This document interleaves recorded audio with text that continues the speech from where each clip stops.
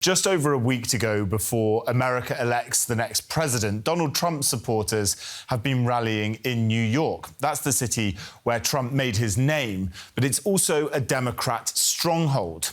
Speakers have been addressing a crowd of 20,000 or so at Madison Square Garden. It's a high-profile venue in a state which last backed a Republican for president 40 years ago.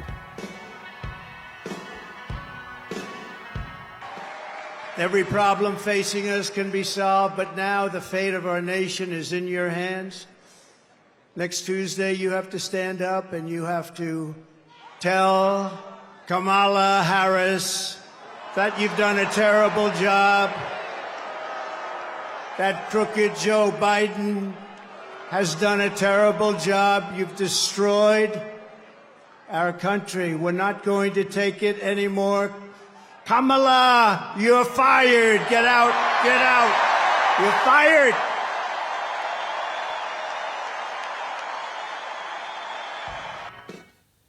OK, DW Special Correspondent Ibrahim joins me now from New York. What stood out at the rally? What have you seen and what have been people been telling you?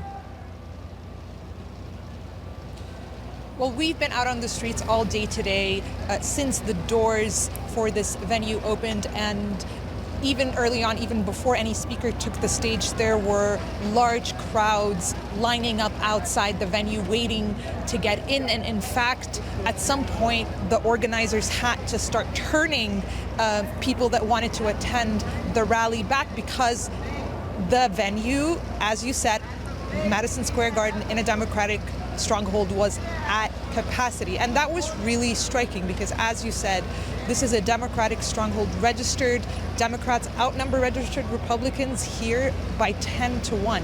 So certainly the strong showing. I mean, seeing all of the MAGA hats lining up Midtown Manhattan is not something that you see every day, Jack. And that certainly is something that I think, will be notable and has already been noted by a number of the speakers at the rally. Today, the rally is still ongoing. And of course, when you speak to Donald Trump supporters, there is that strong sense of an attachment to his personality. It doesn't really matter what kind of policy you ask them about, whether it's immigration or women's rights or the economy.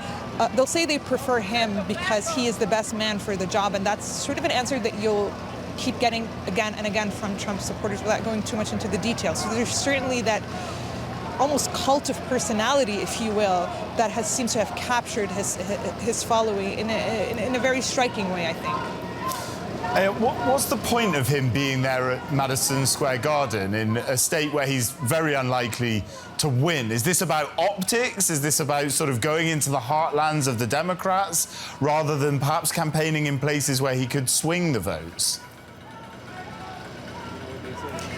It's certainly about,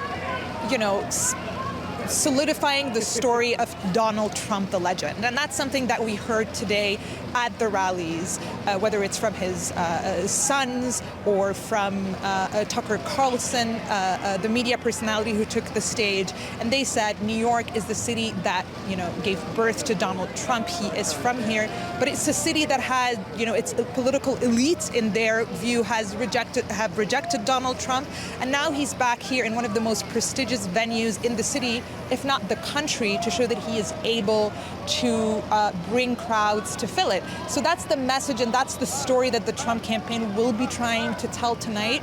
And I have to say, they will be successful at telling that story because by all accounts, this is a very successful event, and they were certainly able to turn around a very large crowd here in the city. But it's about optics, it's about telling a story, and it's again about framing Donald Trump into this fighter that doesn't give up. That's the story that the Trump campaign will be telling on the back of tonight's event, which is still ongoing. Ibrahim in New York City, thank you so much for your reporting there.